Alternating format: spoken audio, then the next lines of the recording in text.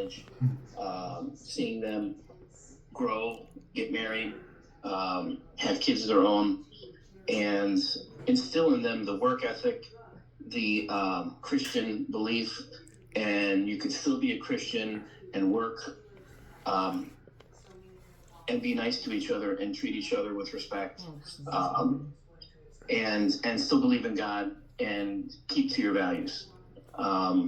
And not until after the fact that I realized this when going into a restaurant, and this gentleman came up to me. He goes, "You don't remember me, do you?"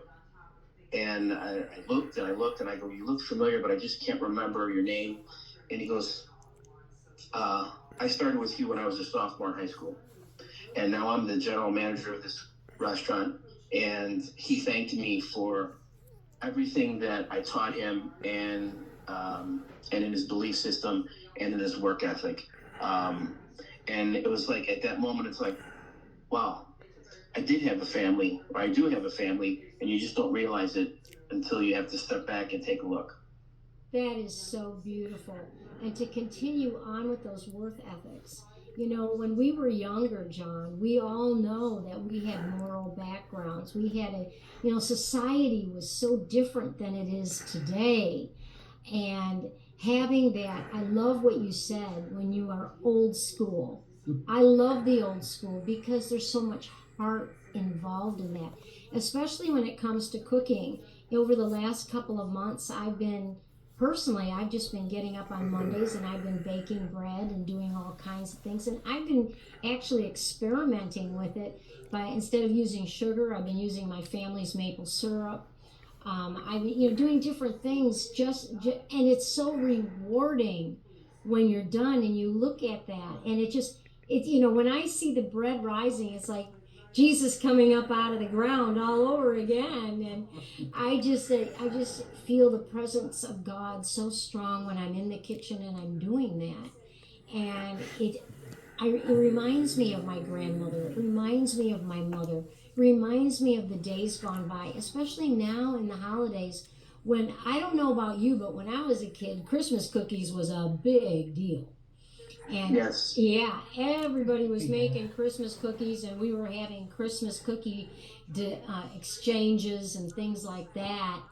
And share a little bit about your childhood, about how that molded you. Well, before you said something there that I feel a need that I have to say about being satisfied watching the bread rise. Yeah. So prior to going to culinary school, I was a commodities trader, and obviously money driven. And I felt empty. It was just a way to keep score. That's why I explored more about my hobby, which was cooking and baking. And then when I come to realize, because there's a big money difference between a commodities trader and owning a business.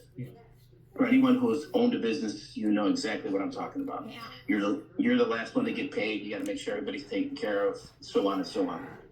But when families came in, or kids would come in for their birthday cakes or their cupcake, and you brought it out, they asked for something specially made for them, to see the look on their face, um, just looking at it and then tasting it was worth more money to me than anything else. Wow. That was the rewarding part of having that business. That's fantastic. We appreciate you so much, and we are at time on this. And I'm so sorry that the camera froze, but we are going to have you back on again because you have become our favorite chef. And please share with our audience that's on Facebook right now. Share with them where you're at and what your hours are and what is your specialty going on right now at Devante. So Devante, downtown Naperville. Um, we're open Monday through Friday from 4 p.m. till 9 p.m. Saturdays, Sundays, 11 to 11, with brunch in the morning. We're a modern Italian, so more farm to table style food. Uh, I'm the general manager there. So come by and see me if you need a table. I'll get you in. 47 East Chicago Avenue, downtown Naperville. Thank you, Chef. We appreciate you